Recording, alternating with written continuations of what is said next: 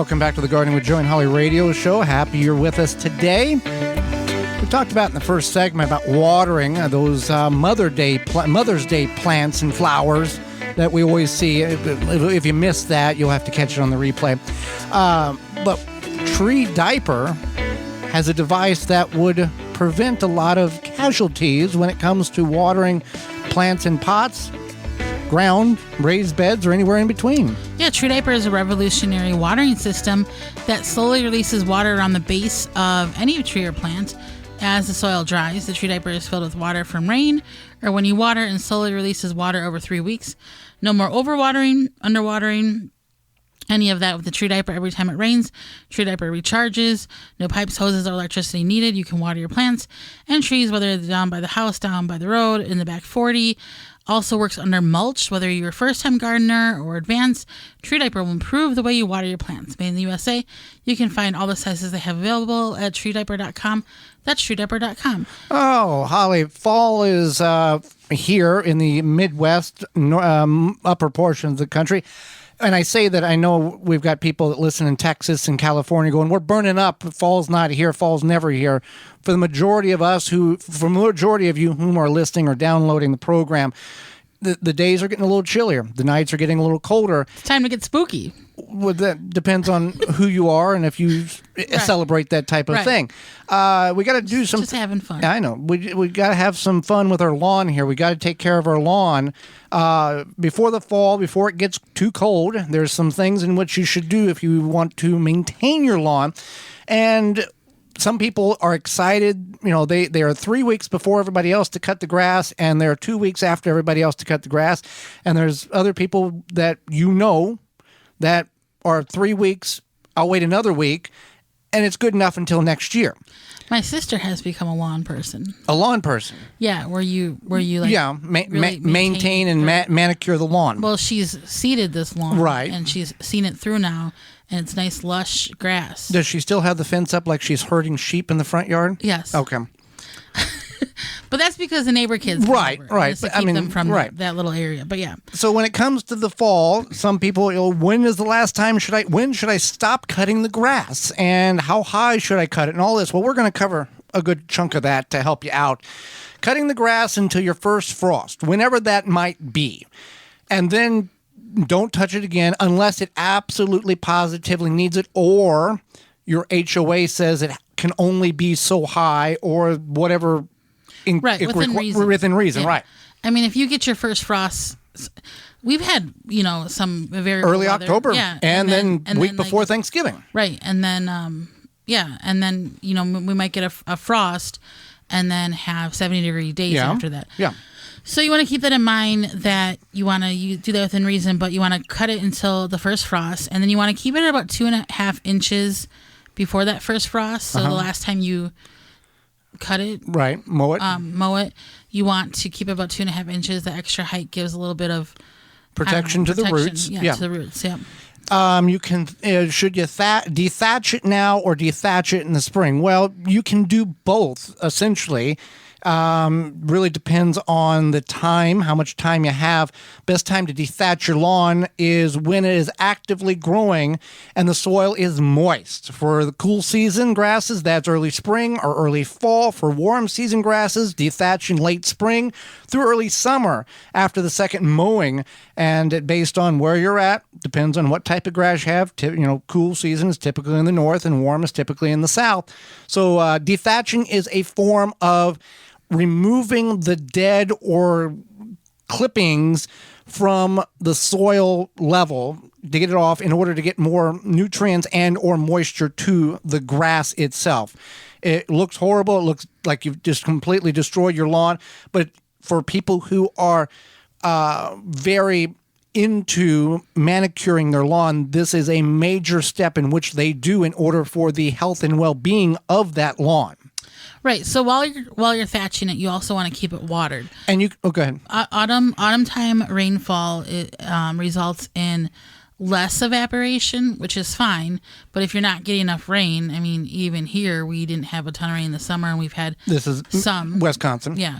We've had some in the late spring, late summer, early fall. But if you're not getting that rain, you have to keep in mind that your grass wants the water.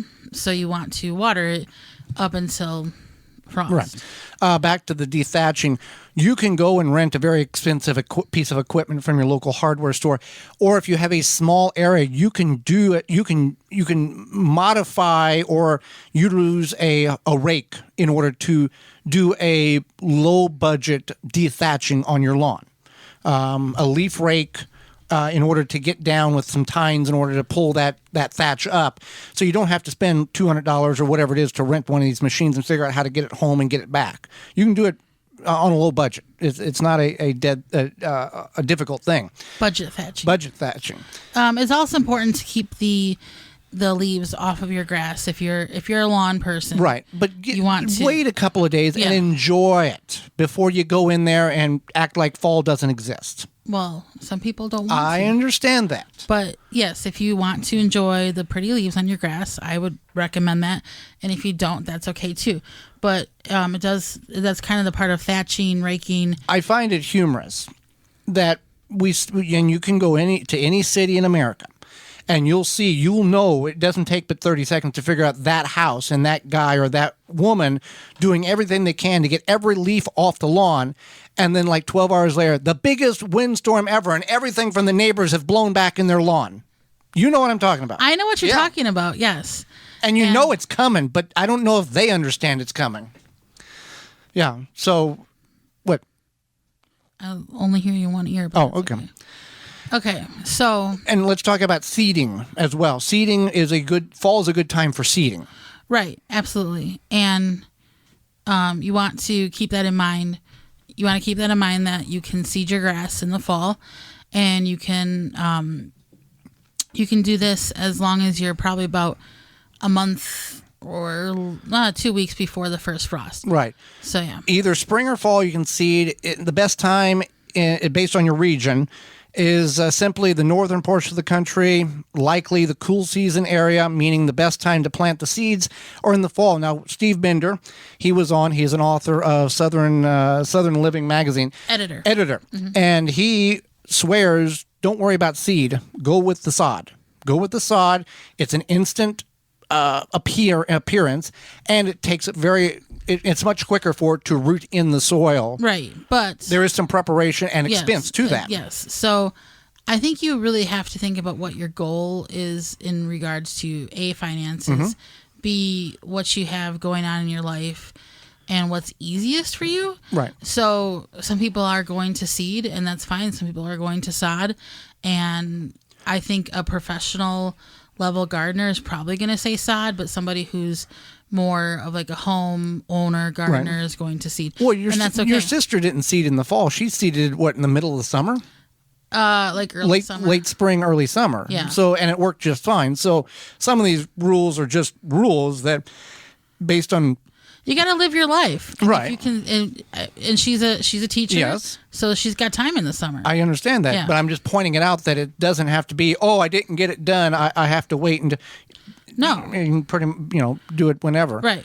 So you also want to feed your lawn, and this is important. You want to feed your lawn in the fall. Yes. This is like the key rule. It's like it's like a lawn person's commandment. So you want to feed your lawn in the fall, just a nitrogen-rich fertilizer. You can do some research. You can go to your local garden center and talk to them. You can go to the big box store. I would go to the garden center. Don't go to the big box store. Because the garden center will know what's going on in your area. They will recommend. We've gone to garden centers. We've had an independent garden center sponsor local in the Milwaukee area for a number of years, and you would go there and say, "Here's what I'm wanting to do," and here's the product that I want. And it was an expensive product, and they were like, "You don't need that. Don't buy that. Come over here. Here's half the price." But you might be talking to Jane, and Jane might be the native perennial person. And then she'll be like, you know what, you got to talk to Becky, and Becky's a lawn person, as opposed to sometimes, you go to a big box store and you got Jim Bob from Paint working the garden center that day. All of a sudden we went from... Okay, anyway. But we've stood there and watched these people lose a sale Yeah. to make the customer understand that this is not right to do. Right. And that customer, guarantee, came back and spent more money on other stuff than what they would have on that product that they were wanting to buy. I mean, we live, I don't know what, 25 minutes away from that place. Yes. And there's other places that we drive right past Yes. that we could get garden stuff, but we choose to go there because of their quality. And even though they're not a sponsor, they Right. have always been good to us. Absolutely. Yeah.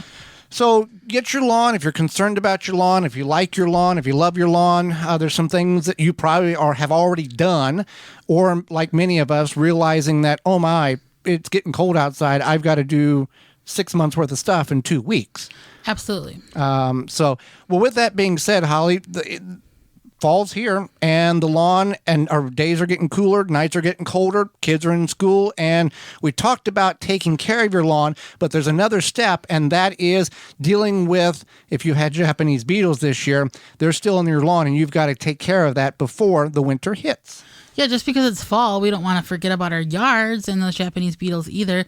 They may be gone, but they're not far. Not only do they feast on your roses and berries this summer, they laid eggs in your turf, so they can start again next year. You can take a stand with Phylum's Grub Gone. Grub Gone is a non-chemical, beachy granule that specifically targets scarab pests and their larvae. Simply apply the granule with a spreader, irrigate it into the soil, and let the naturally occurring bacteria do its job. Best part about it, it's the only non-chemical choice effectively to control grubs. And it's non-toxic to bees, butterflies, and other insects that are helping your garden and the environment. In fact, Grub Gone has no label restrictions around flowers. And you can get it at a discount by going to BeetleGone.com to get your Grub Gone, BeetleGone.com to get your Grub Gone, and use coupon code GardenTalk10 to save 10% on your order. For more information, please visit theWisconsinVegetableGardener.com.